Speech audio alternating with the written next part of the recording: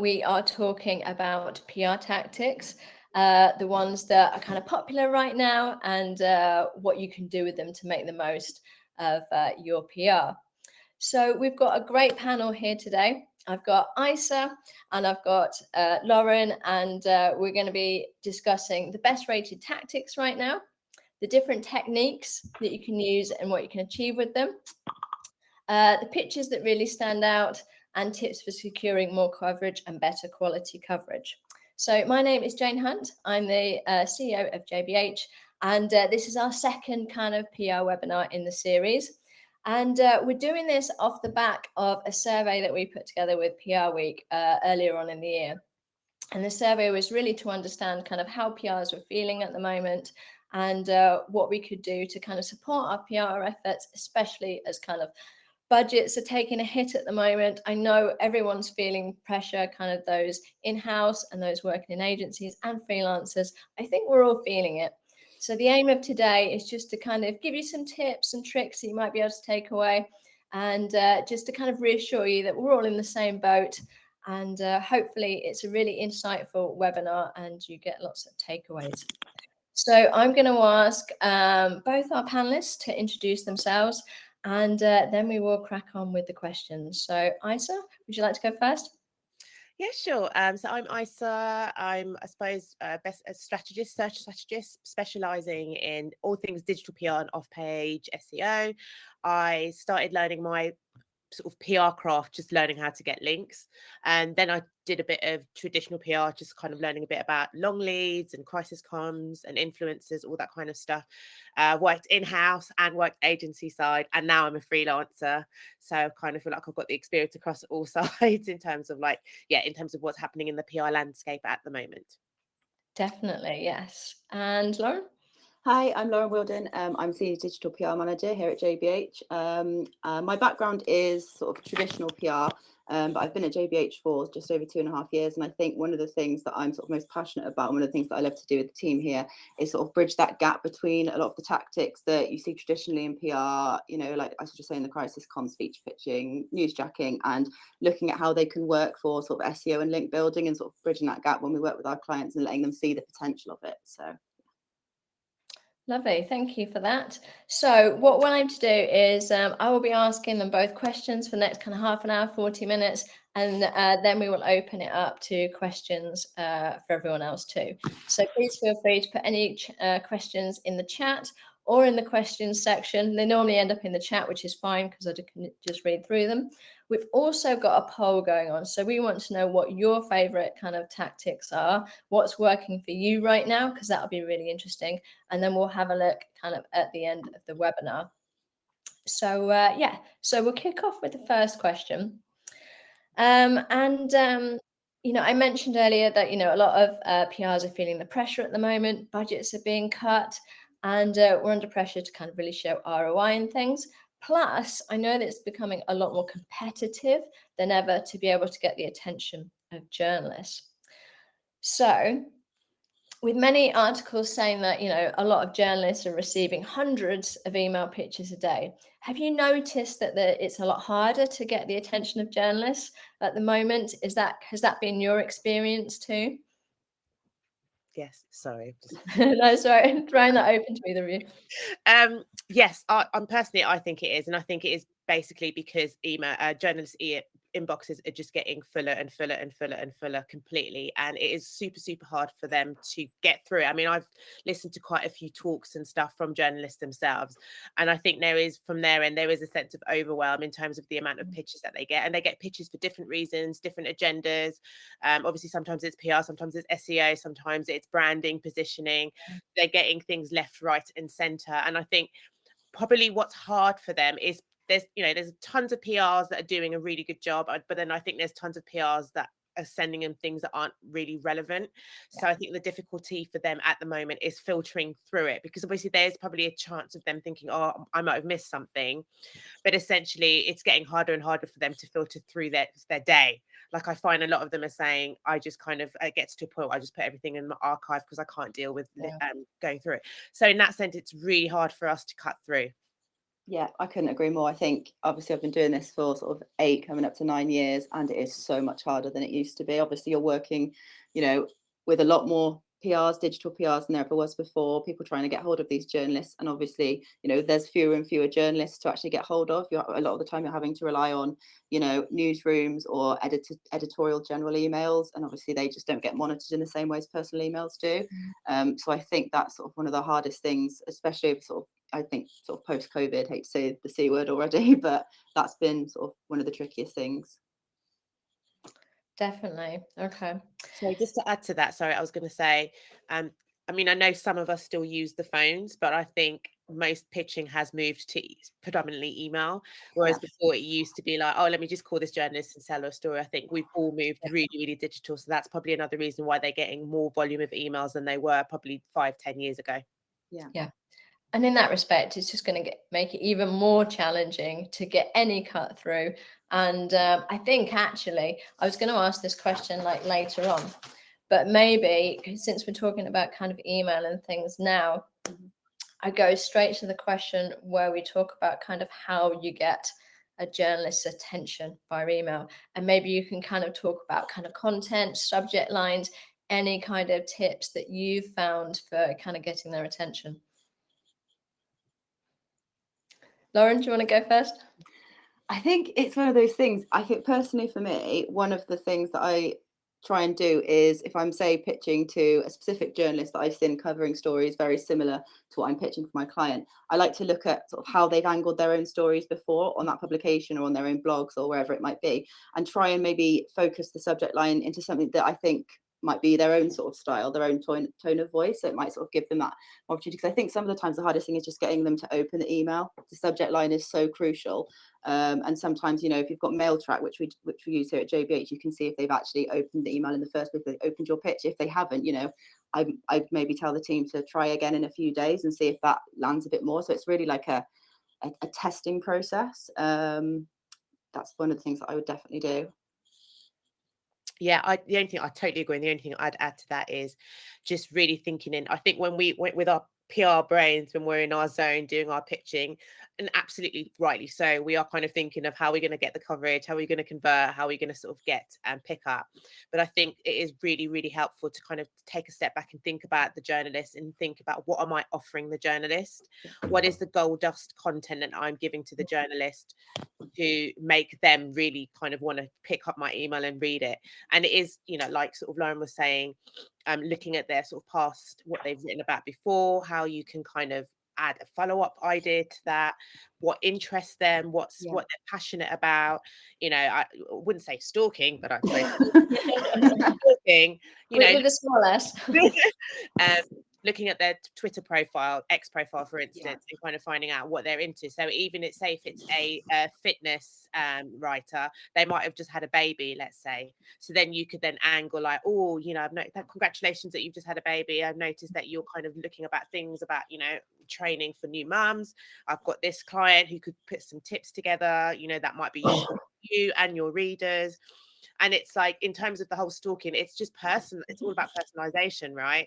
Mm-hmm. It's rather than them feeling that you're just a PR sending out sort of a blanket email. It's making them think that, number one, you value their work and their sort of content, and number two, that you can add something to it. What are you adding to the journalist? Like, how are you helping them, essentially? It also, sorry, go on, Lauren. I just said to add to that, like, one of the things, it completely depends on sort of what you're pitching to them. So, for example, we've got a dog food client, and at the moment we're trying to secure coverage and reviews for their Christmas range. So obviously, if you're going to maybe sort of the national press, you really need to know, if you're pitching to the right journalist, do they have a dog? So that's where their social media comes in. If they're putting that information out publicly on their social medias, and it's, and we're able to follow it and see it, why not say a little treat for, Rover, or a little treat for your dog this Christmas? It really sort of adds that personalized touch. It makes them feel like, this has actually been personalized for them specifically. You're not just sending it out to as many people as you can and hoping that someone responds. It's very sort of personalized and targeted. And I think journalists do sometimes appreciate that. And as well, obviously, I think one of the things that we tend to do when we're really trying to hone in on a journalist and sort of ask them to cover something for us is look at what they've written before and say, I saw that you covered XYZ last week, last month. I was wondering if this could add anything to it. I was wondering if you like this opinion, this thought leadership piece, this, you know, insight and expert commentary from my client that would, you know, add something to it or add a different take on it. So yeah. Definitely. And it, you know, it shows you've done your homework and it's not just been a kind of blanket approach, etc. So Yeah. it should go in some way to getting them on side. 100%. Within your answer, Lauren, you mentioned subject lines and how crucial subject lines are. Have you both got any tips for making the most of those subject lines so you're not losing opportunities because of them? Yes, so I would say one, jump on the news agenda. So whatever is happening in the news right now, use that to your advantage and kind of incorporate that in your subject line wherever possible. Secondly, kind of exactly what sort of Lauren was trying to say, I think personalize them as much as you can without looking like you're stalking them. I know where you were last night. Here's don't go that far, but yeah, personalize. And third, I would just say, you know, a hook, a unique hook. Find something, you know, and this is where it shows that you've done research, because once you find out what they write about, what they're interested in, what they want to know about, then you get more of an idea of the keyword or keywords or key sentence that is going to pique their interest, and literally going to want them to kind of at least click through.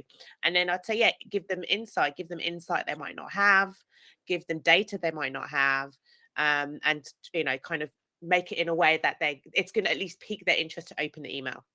Yeah, this sounds like hard work to get all of this into a subject line.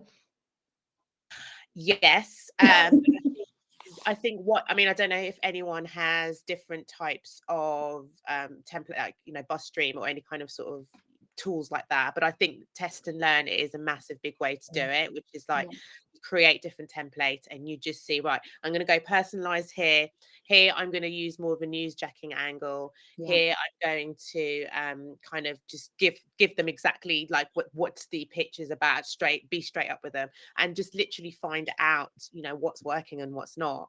And I think, you know, just as we as human beings are, journalists probably like to be approached differently. And I think journalists like to be approached differently based on the niche that they're in. Like a beauty journalist might be different to an interior, might be different to a finance. So it's again finding out how those type of journalists like to be pitched to, honing that in, test and learn, and then using kind of a formula that works for you. Definitely. Thank you. So in our survey findings, we found out that the top 3 PR tactics were proactive PR, feature pitching, and reactive PR. What kind of pitches are you seeing land at the moment and why? Lisa? Or Lauren? I was going to say, I think it depends on the client that you're working on, and it also really depends on the time that the client has to give you. Obviously, personally for me, my passion is, you know, newsjacking, newsroom, you know, hooking stuff onto what's going on in the headlines and making sure that the journalist knows we've got experts and clients that can comment on this. But obviously that's, you know, in a perfect world, the client's ready, waiting at their computer, ready to sign your comment off. That's not always going to happen. So I think it's a mixture, and it really sort of depends on, you know, how the client's been onboarded, how how many people you've actually got to sign stuff off, what their internal sign-off process is. But for us, proactive campaigns really are working. You know, we see seasonally cyclical events that are always doing well. So, you know, at the moment we're prepping for our Black Friday coverage, because we know last year for certain clients, Black Friday coverage will always get links and we'll get coverage. You know, Christmas is around the corner. There's so many different things depending on the client and the sector operating in that, you know, year on year journalists will be looking to cover. So that's sort of our bread and butter. And then the more that you're planning them in advance proactively, that's when you can sort of spend the time, you know, on your ongoing campaigns, on the newsjacking as and when it happens. So yeah, for me, it's very much what's landing. They're all landing in a certain way for certain clients across certain sectors, but it's making sure that you've got all bases covered so that if you have your practice stuff planned. So if you need to drop everything one day because, you know, something in their industry is breaking and you need to jump on it, then you've got sort of the time mapped out to do that. Totally. I mean, I just agree with everything Lauren's saying. The only thing I would add to that is So if you think about news, like when you're watching the news, BBC, Sky, whatever, and then you'll have someone that's come in as an expert to add to their story. And I think that's how we really need to think about putting our clients or brands forward Yeah. in terms of expert insight, because it's all about, you know, what is their credibility, you know, what experience and expertise they have, how can that kind of really add meat to the bones of the story. Secondly is what they have to say, what's new, how can they add or include something to the conversation that hasn't been done before. And then I think the third thing is, like, in terms of for expert insight, it's like food for thought, is kind of really going, literally thinking out of the box while being inside the box. So like if you've got an expert or expert insight that's got something new to say, I think it's a really good way to cut through the noise, because it's kind of in line and it's credible, but at the same time, it's like I'm thinking about something different. So I think that's one way. Totally agree with reactive newsjacking. The only thing I would add to that is kind of using search insight to find out the gap, what content is missing. So by using tools like Onto the Public and Google Trends and all that kind of stuff, you can actually find out what people are looking for and what people want answers to, what queries people want answered. And sometimes the journalists know that, sometimes they don't. I think when they know that, you're kind of giving them all the information that they need, and you're packaging it up really nicely for them. And I think if they don't know that, then it's kind of like, did you know that Google Trends has gone up for 775% in the last week on this term? Then that's going to give them a story. And then if they know that people are searching for that online, then they know that potentially they're going to get readership for that article, because already it's popular. So I think those are the tactics that works really well, and I think all of it is kind of aligned with being on the pulse. And that's why sometimes I think planned out campaigns sometimes don't work, because by the time you've created the campaign and done it and all the signing off, by that wave, sometimes it's kind of any time between 3 to 6 weeks, you've missed something. So I think that's why it's super, super important to always be on the pulse with anything that you're doing, to make sure that you're not missing anything from the news cycle or the news agenda. Definitely, yeah. You've both mentioned kind of using experts within your kind of pitches to obviously kind of add more credibility. How much of a difference do you see with pickup when you mention there's an expert within the pitch? A huge amount. I think, one of the things that we've definitely found, especially in the last 6 months, 12 months, if you haven't got, expert commentary, or at least the opportunity for them to speak to an expert, or be sent further insight, then a lot of the time, stuff just will not land. Journalists won't sort of even acknowledge it. You need to be able to offer, why you're sending out certain comments, why you're sending out certain data, why it's relevant, for them to use your campaign, whatever it might be you're sending out. They need to be able to sort of back that up themselves. So yeah, 100%, you need an expert to be able to link everything back to. Yeah, I mean, funnily enough, I'm actually kind of with a new client that I'm working on. That's what I'm really pushing. And even to do with like content you create on site. So let's say if you're creating, say, one of your kind of assets that you're creating to kind of go out and pitch to, and you've kind of done a nice kind of long form article about it, and you've got all the information, that's all great. But in a world with, where the internet's got loads of information and you've got AI, I could sit here and write 1,000 words, article about a topic that I don't really know that much about. And I think to add sort of credibility, you do need someone in that field who's qualified, who's been doing it a long time, to if anything, kind of either add to it or kind of co-sign it, to kind of go, yeah, I totally agree with what you're saying.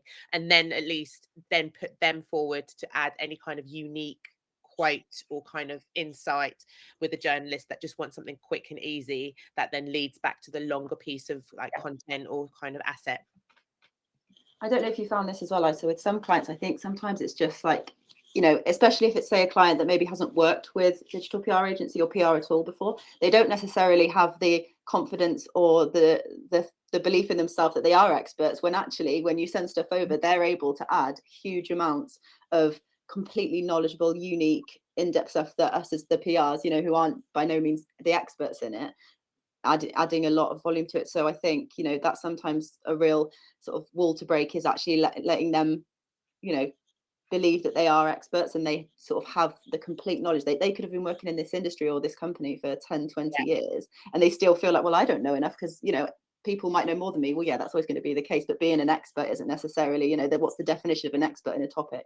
So I think sometimes that's sort of one of the hardest things. And then once they start to see, you know, the results of, you know, your efforts, and they see, you know, the trade coverage come through, and they see their names, and they see the links come through with their name attached to it, they get a bit more, you know, comfortable signing stuff off, and, you know, talking about certain things that maybe isn't their specific sector of experience and knowledge, but they know enough about the industry in general to be able to lend their name to it. And I think sort of that's one thing. Absolutely. I mean, the best way for us to think about it is like us being like talent managers for our clients. Yeah. Because a lot of them don't have that personality to kind of go, oh no, PR, that's nothing to do with me. But to actually know it's your expertise that we need to kind of put you forward. I call that gold dust data.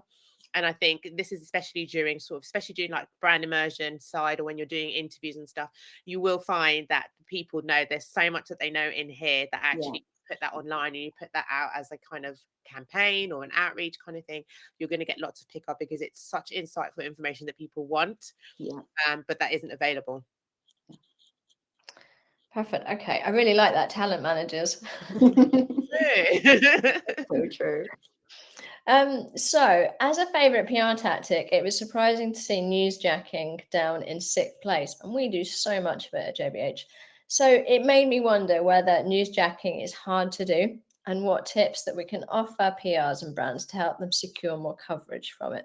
I know we've touched on it, but if you could kind of give your kind of top thoughts on how people can, you know, make more of their newsjacking opportunities, I think that'd be really useful. Sure. I mean, from my perspective, my experience, two things come to mind. One is that newsjacking is called so many different things. Like there is no one, like I think newsjacking is fairly new. And I even remember, you know, talking to like an ex-client a few months ago, and they were like, oh, I hate the word newsjacking. It's just such a buzzword everyone's using at the moment. But then when they were talking about what they did, I was like, yeah, that's newsjacking. What did they call it? It was like always on or something like that. So there's so many different names for it: always on, reactive, newsjacking, all press office. There's so many different things that it's called. I think actually a lot of people probably don't know what it is, but they do it. So that I think that's one. And two, I think there's probably a little bit of a fear to it, because I think doing campaign is quite a safe place that people are at. So you kind of go, oh, I've spent 3 weeks on this, you know, survey. So therefore this survey is going to get me these kind of results. And I think people find it quite hard to grasp the fact that actually, if you just go look at some Google data, it aligns with your client, it aligns with their brand, their asset, and what they're kind of talking about, and push that out. That's going to potentially give you as good results, if not sometimes better results. I think people still haven't quite been able to sort of grasp that, and maybe don't have the confidence to do it.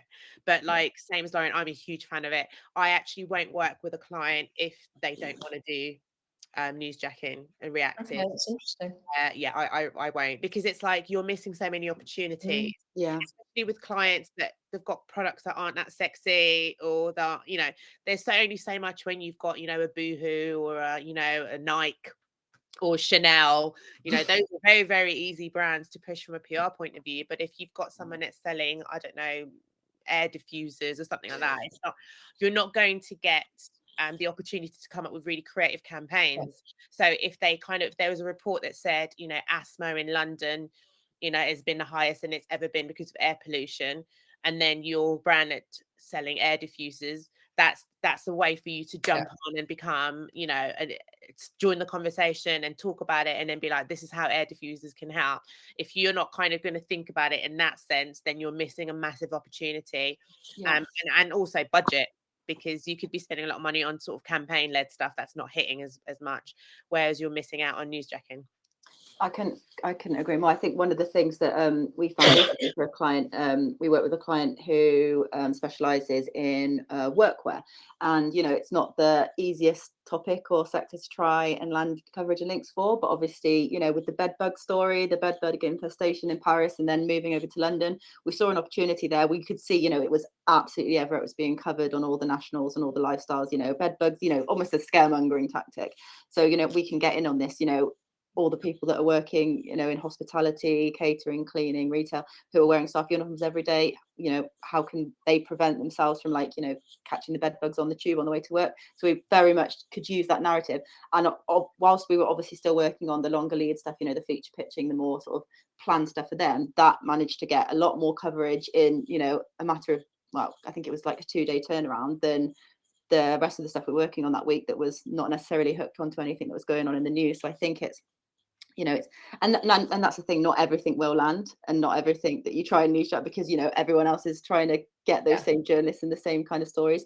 So I think it's really about sort of knowing what works for different clients in different sectors, the kind of journalists that are likely to pick up these news hooks and newsjacking opportunities, and making sure that you don't get too complacent, because it changes so much. What worked even a month or 2 months ago won't necessarily work next month. So I would also say, from an agency point of view, there's loads of bottlenecks in terms of clients doing it. So obviously if you've got an always on, there'll be clients that are really hard to pin down, to get sign off from, to kind of be up for doing that. So I would say, from an agency point of view, that would probably be a reason why some people might not be as keen to do it, because at the end of the day, you can come up with the idea and you can be like, let's jump on it, but if the client's taking 3 days to come back to you to sign off an idea and then you've missed it, I totally get why people kind of shy away from it and actually work through a system where you just do your normal, let's sign, take 6 weeks to sign off something and then go with it. But yeah, that's such an interesting point, actually, because I think what we found with certain clients that we've worked with, the newsjacking thing, they find it really hard to differentiate that from maybe a proactive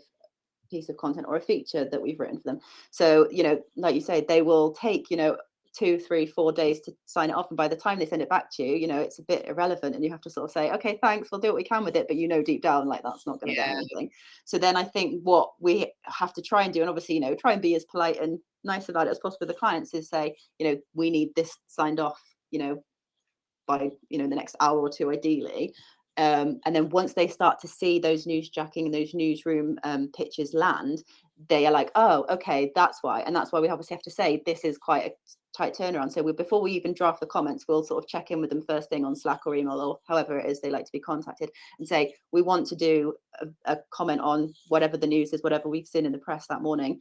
Will you have time to sign it off? So before we're even working on the content, before even working on the insight, making sure that someone will be around to actually sign it off before we're just drafting it for sort of no point really, and wasting sort of our time and their time.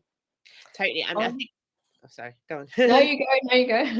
I was just going to say, to add on, is that I think our jobs in our industry then is when we're selling newsjacking as a service, that we do a better job at educating them about what it is, and holding their hands through it and kind of explaining it to it, showing really good case studies and how it works, and then kind of trying to sort of explain and educate them that it is something that really is needed in this time now, with the way the PR sort of landscape is changing. So I think we as PRs could do a better job at selling it to the client and making them feel at ease about it as well. Yeah. Is there anything that we can do as agencies or as PRs to kind of set it up early on? So not just the education, but can we get content off them early on that we can use for kind of newsjacking purposes? Yeah, I mean, I'd say, from an editorial calendar, again, this is where one of the journalists that I've seen in a talk that has spoken about it, like every year they do have things planned ahead. So you've got a budget, you've got Christmas, you've got all that kind of stuff. So there are certain things where it's kind of like a mid between newsjacking and planning. So there's kind of event awareness days throughout the year where that your client is super, super relevant and super, super important, where you can then get pre-planned content ready to go, get that signed off, so then as soon as that hits, then you can jump on it. So absolutely, I think that's a really good strategy to have, especially for clients. There's some clients that do have to go through a lot of logistics and a lot of like say in terms of like law firms or anything like that, where it's kind of there's a lot of signing off, and actually they can't just put anything out. So it's good to work ahead in time and get some sort of quotes or sort of proactive kind of content signed off before. I think that's also one of the benefits of, like, we're lucky enough at JBH to have been working with some of our clients for sort of up to 2-3 years. So we know at this point, if we started sending out, certain things for Christmas at a certain point last year, how did that land? Would it have got more coverage? Would it have been more sort of widely received if we'd sent it out 2 weeks before or even 2 weeks after? Sometimes we've been guilty of being so sort of on it. The journalists are like, why are you sending me this? It's only October or something. Right. So it's kind of like finding the sweet point and making sure that sort of what worked last year. Are you still going to the right people? Is it still going to be of interest to them? How can we sort of update the results or update sort of what we're saying based on what's going on in the wider news agenda? So yeah, it's sort of like really sort of about refining what you're doing, how you're doing it. Perfect. Okay, so let's talk about exclusives now. So in our survey, 55% of PRs rated exclusives as the primary tactic for generating coverage. So how effective is it offering a journalist an exclusive story, and what should PRs think about when crafting an exclusive pitch? I think it's very important. I think it's very sort of it's needed, especially like with all the stuff we've been saying about journalists being so time poor and needing sort of to get everything that they can from you. I think one of the things that we always do whenever we sort of start working with a new client, or whenever a client wants us to start sort of focusing on a new sector or a new sort of area of the press, I'll always make sure we go to them and say, we're working with this client. They can offer expert thoughts, they can expert opinions, comments, whatever they need, data on all these topics, and sort of give them the top line, maybe 5 or 6 headlines or subject lines or pictures that they'd be able to offer them, and sort of say, or if there's anything else you're working on that they might be able to provide as an exclusive. I think one of the things that we also do, if we are sending out something that's a pre-written piece of content or a pre-written reactive pitch or whatever it is, also say at the bottom of every email, if you want anything further from the client, if there's anything else we can offer that fits more with their target audience, with sort of who they're what they're covering that week, that month, whatever it might be, that we can offer that as an ad. The only thing with exclusives is they take up a lot of time, and if you've sent out a feature pitch and you've offered maybe 15 journalists, say, exclusive pitches, and they all come back for you saying, yeah, I'd like 800 words by next Monday on this, and that could be a lot. So you don't want to let anyone down, but at the same time you still want to make sure you've got that content sort of being secured for your clients. So it's a bit of a balance, I think, with the exclusives. Yeah, I'm a bit funny about exclusive because I think, again, it's such a time intensive thing, and then unless it's kind of a publication that is on your hit list that you think, I need to get a link on that, then absolutely I would nearly do like an exclusive strategy every month on one or between 1 to sort of 5 targets that you really want to hit with. But I think kind of the best way to do it is, instead of giving that pre-written piece of content, one way is kind of saying, these are the themes that we could cover. If you want us to write it, prepare it for you, then absolutely we would love to do that. So it's kind of, you're giving them an idea of what the exclusive is, and then rather than giving it to them pre-written, then it's actually thinking, here's some things that I think you'd be interested in, we'll go away and write it for you. The other way I think is really that works for exclusives is if you have a topic and then have exclusive point of views for different niches. So let's say, for instance, gut health. Gut health is massive right now, right? Really, really massive. So then you've got gut health for, it's nearly like a diagram, gut health for weight loss, gut health for mental health, gut health for skin, like your skin being good, gut health for, there's now saying that, your gut health is relying on your, people with sort of neurodivergent, like sort of ADHD and stuff like that. So you've already got 5 or 6 different niches that you can go out to, where you can pitch a story, an idea, and expert kind of commentary on each of these, where you're essentially given an exclusive point of view to them, but you've still got the same bit of content. So let's say you're doing, the piece of content is all these are tips about gut health, then you've got different sort of topics about why gut health is really important, and then you can give exclusives to different niches. So then you give it to them in that way, where you're still giving them sort of unique content, but at the same time, you're giving yourself more chances to go out Making the there most of the and opportunities. making the most Yeah. out of the content, because I think it's good for them. But I think obviously our aim is, yes, quality, quality, yes, but also we have quota. We've got, we've got KPIs to hit, so we need to also maximize it as much as we can. Yeah. Sorry, I just got a cat trying to get involved. Right. And then off the back of that question, obviously this is kind of it links to exclusive pitching. So have you got any tips for how you can build relationships with journalists in 2023? Given that we're not using the phone much anymore, how can we go about doing that over email? I'm a huge believer in let's get back out there. I say this to everyone. I think we should get back to taking them out for drinks, lunches, for having events just for them, nothing to do with our clients, nothing to do with like, oh, we're doing a launch event, let's invite some journalists down to write about it. I think we need to kind of wine and dine them, because it's been a really long time since COVID, and I think probably we weren't meeting them as much before anyway, and I think we've got out of that habit of doing that. And it, when I, used to do it back in the day, I would meet a journalist and I'd be like, oh my God, I didn't know this about them. I didn't know that about them. I didn't know that they were working on this. I didn't know it. When you put a name to the face, it makes such a massive difference to kind of get more of an idea of who that person is and what they're about.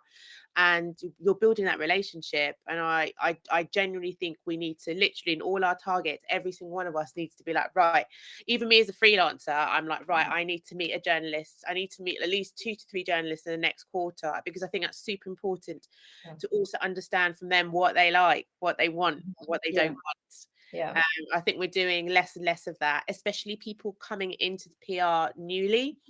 They don't know what it is. They're kind of like, me, journalist, what, for coffee? It's like, yes, that's super important. So I think it's kind of getting new people who come into the PR world that are more digital to start kind of getting out of their comfort zone and thinking about how they can kind of go out and build relationships with journalists face to face. So I'm a face to face kind of gal.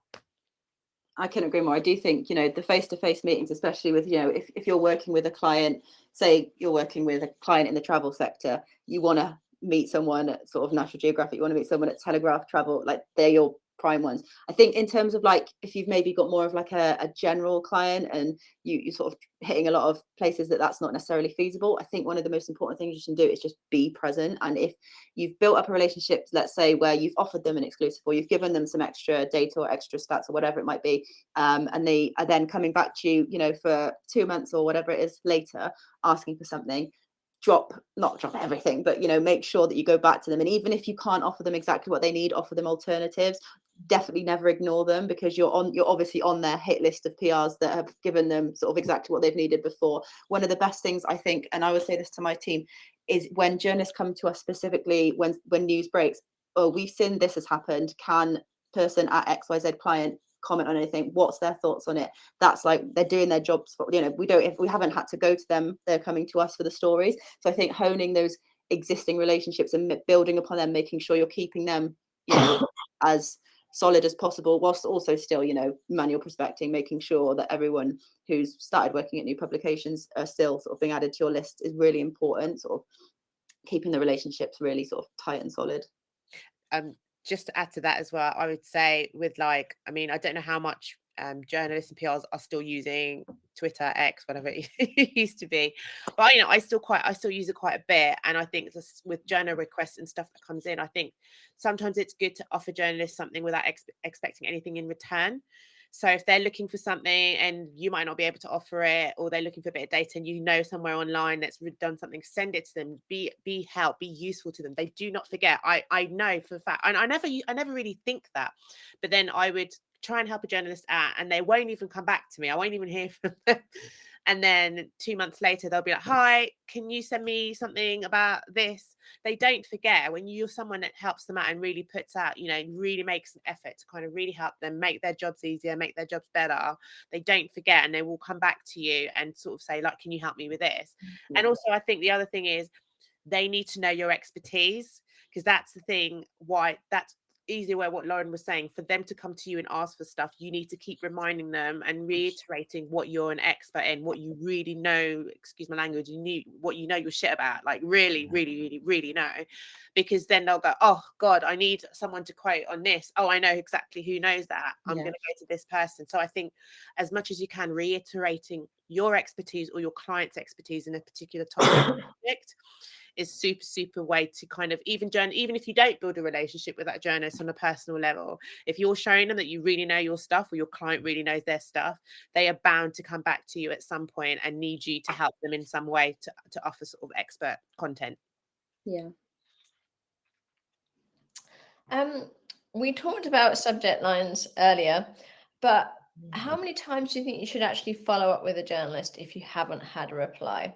And have you got any kind of tips for tweaking pitches so that you're changing the follow-ups? I mean, follow-ups, I think, are a tricky one. I think it goes back to not wanting to sort of annoy them, basically. Not, don't get yourself put on their sort of junk lists or unsubscribe lists, because that's just, not going to be good at all. I think one thing that I know I've already talked about mail track before. One of the things that I find really handy is if I'm sending out exclusive pictures to journalists and I can see how many times they've opened it. So there was one journalist, I think it was the Telegraph actually, and I was pitching a feature to them and they opened it, I think it was like 9 or 10 times in the hour, and I was just waiting, like refreshing my inbox every 5 seconds, like, come on, they keep opening it, why aren't they coming back to me? And I did just send an email and I just said, if this is anything of interest, please don't hesitate to get in touch, like we can offer this is offered them a bit more information as to what I would, because I could see they were like, they were obviously working on something very similar, and I was one of the PRs that they were interested in. And then within about a minute of sending that follow-up email, they came back to me and asked and told me what, and it wasn't necessarily exactly what I'd pitched to them, but it was along the lines, and we were able to offer what they needed, and it got sort of the coverage that weekend. So I think it's really interesting to be able to see sort of who's opening it, how often they're opening it. But in terms of like follow-ups, I think, one of the really handy things on Vulio that we use for outreaching our media sort of pitches is being able to see who's opened it, who hasn't opened it. So and you can sort of take everyone that hasn't opened the pitch, maybe at least 3 or 4 days after, and maybe sort of try a new subject line, maybe send it at a different time of day, because traditionally you wanted to get all your media pitches out before a certain time of the day, but newsrooms just don't work in the same way they used to. And obviously a lot of freelance writers are writing late into the night, very early in the morning, so you just don't know when they're going to be sort of checking their inboxes, when you're going to be at the top of their inbox. So try different times, schedule it for different, maybe even weekends sometimes, and just see sort of how that works. So I think it's very much like a trial and error process. Yeah, definitely. I mean, to be honest, I actually have a rule. I'm like, if I've emailed someone and then I email them back 2-3 days later and they haven't got back to them, then I leave it. Then I absolutely leave it. Then I'll hit them during the next campaign with a new idea, with a new stat. I'll just leave it, because I'm really, really conscious of not annoying and getting on the unsubscribe list. I think with what Lauren was saying, if you have any kind of tracking tools where someone has opened it like 5, 6, 7, 8, 9, I think that one time someone opened it 36 times. And I was like, yeah, I'm actually going to give you a ring and be like, hi, and pretend that I haven't seen the fact that you've opened it 36 times. I'm going to be like, I've noticed, I sent that email. I wondered if that would be of interest. Is there anything else that's missing? Anything else I can help you with? Because I think that is a really good lead into gauging some sort of warm leads where you kind of think, oh, I think this journalist might be interested in what I've sent. To sort of pick up the phone. But I would say, in terms of follow-ups, I don't follow up more than once. So I'll do a pitch email and then follow up once again.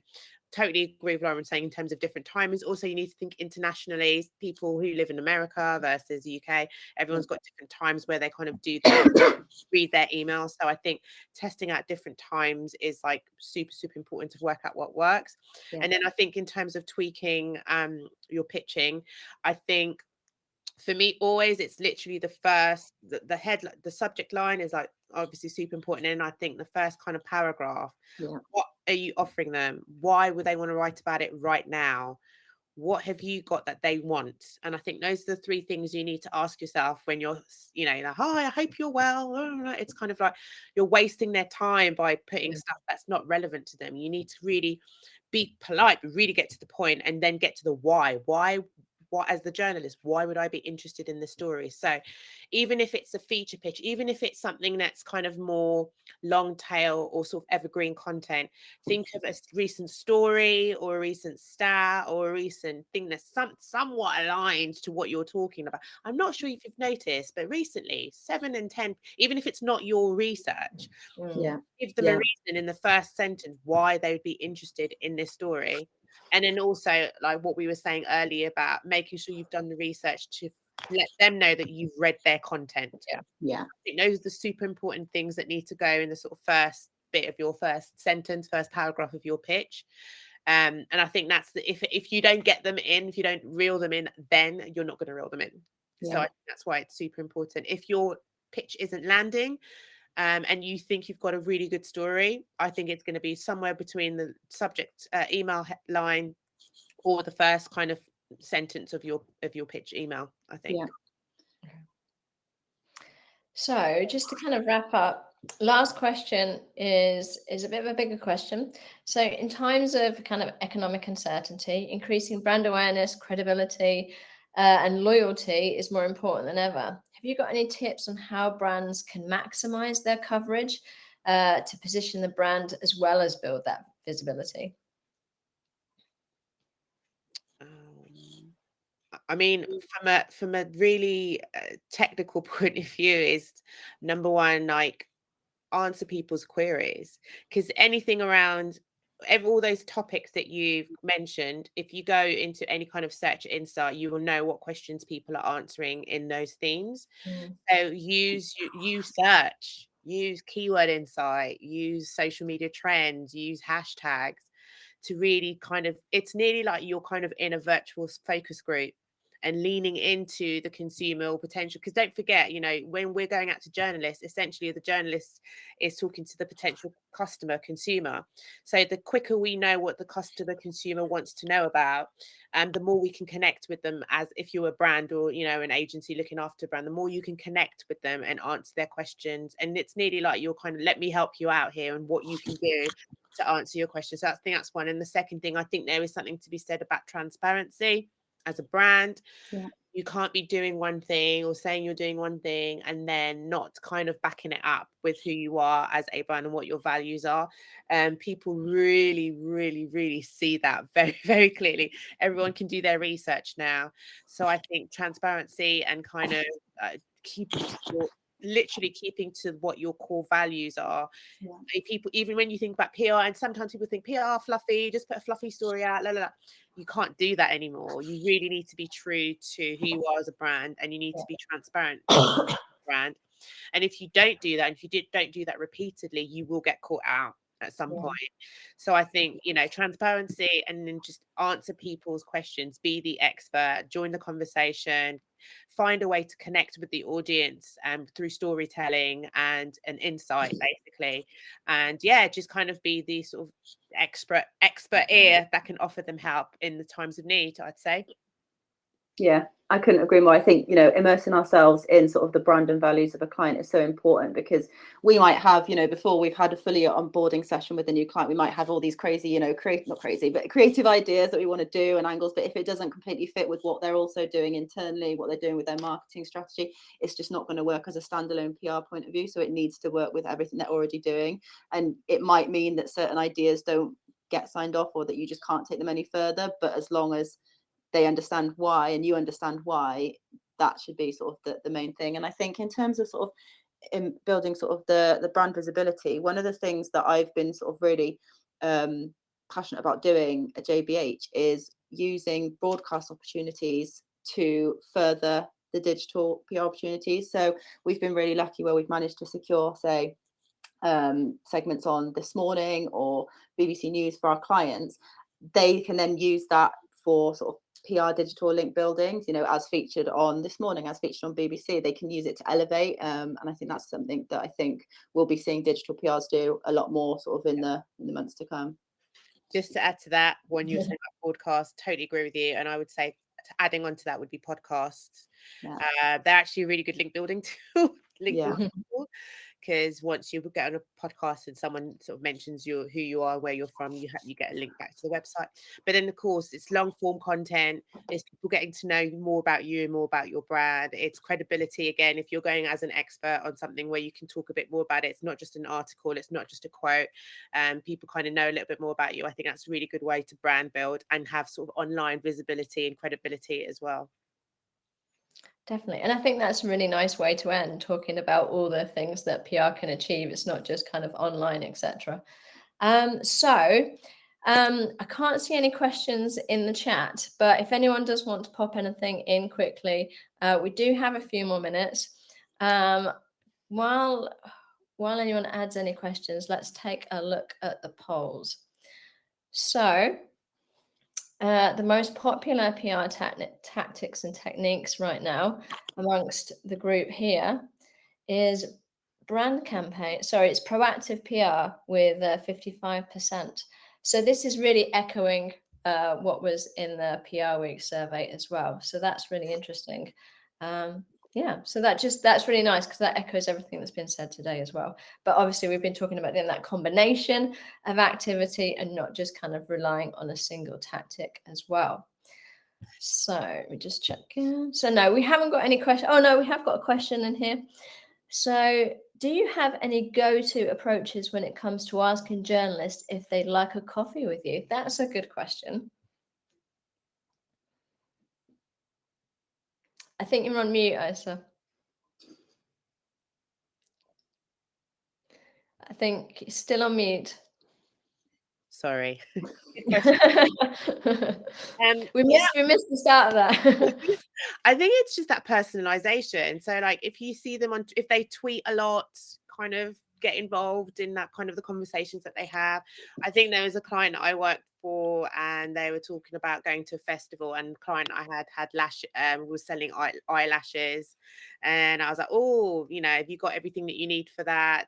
And then you start having a literally conversation human to human. I think first thing is finding journalists that the first stop would be finding journalists that may be similar to you or got same interests as you, or same, they like to go to the similar things to you, because then you've got common ground and you can build a relationship that way. And then if you've got clients, so let's say you are beauty or interior or finance and you've got a bunch of clients that cover that, then you could be like, look, I've got a whole bunch of clients that I think would be really kind of useful to the stuff that you write about, would love to sort of take you out for coffee, or bite to eat, kind of sort of talk to you more about it. And in that sense, because if you're sort of saying I've got a whole bunch of clients that can help you, then I think that again is a good way to do it. So yeah, I'd say personality, someone that you've got something similar with, and then if you've got clients that really feed into what they write about, that would be a good kind of hook to get them in. I would also say as well, I don't know if this is something that I would agree with, but I've been guilty before back in my previous job of using actual DMs to message journalists and asking them on that, as in their personal social media accounts, which didn't always go. Sometimes it went down fine. Sometimes it was like, do not message me on my social media DMs asking me to go out, like email me. So that was my sort of, okay, I've learnt my lesson there. But then, it completely depends how a journalist likes to be approached. Sometimes they'll have their email addresses and they're sort of, contact me, DM me for sort of, for chats or whatever in their bio. So it's really sort of deciding who you want to speak to, like Isa said, whether sort of, if you meet them, you have a lot to talk about other than just, here's my client, here's what they've got, here's what you want to do with them, when are you going to cover them, kind of thing. Will you actually have sort of a rapport to build with them? Will you have mutual interests? Like for me, I'd want to go and maybe meet some journalists who have got young kids, so we can talk about, mum struggles, working mum struggles, that kind of thing. So yeah, that would be sort of my take on that. So hopefully if you can present that fit, then they'll see it and they'll be more likely to take you up on the offer. Yeah. Perfect. Okay. I've got another question. Would you say it's worth investing in a PR software, like you mentioned previously? I mean, I'd say if you can, absolutely. But I understand that a lot of them are really, really expensive. So I don't know if this person's agency or if they're freelancer, it all depends. But I would say absolutely they do you a world of good. If anything, they give you a bit of insight. And I would say if it's a case that you can't afford them long term, I don't know, I can't believe I'm saying this, but you could have them for a limited amount of time just for you to be able to use them to get insight and work out what your sort of open rates are, how your templates, if journalists are getting back to you. And then if you still can't, afford to keep them, at least you've got some insight. But I would say absolutely. I don't think you can really do a lot without having some sort of PR tool to help you along, just to kind of give you some insight. Anything to add to that, Lauren? I just couldn't agree more. Exactly the same. Obviously, without knowing the context behind the question, if they're agency side, then hopefully they should have the PR software that they need to be able to do the job. If not, speak to your manager, speak to your finance team and ask for them. And obviously, if you're freelance, then it's very much sort of, working with the kind of clients that you might be working with. Where can you sort of use sort of maybe finance you've got aside to sort of implement it and invest it in the best way possible. But like Isa said, a lot of them maybe have free trials, or you can go and speak to them and ask them if you can have a test and see if it will offer any sort of positive sort of financial benefits for what you're doing. But yeah, I can't imagine not having access to some of the PR softwares that we've got here. I think it would be an impossible task amongst what is already an increasingly hard industry to work in. So yeah. So I hope that helps you get some media database. Perfect. Okay, so I think that's really a good point to end on. So I hope that's been really useful to everyone. And I think it's, we've covered so much today, so it's been really good. So I hope it's been really worthwhile. Thank you again to Isa and Lauren. And please kind of obviously look out for other webinars we have coming up in the future.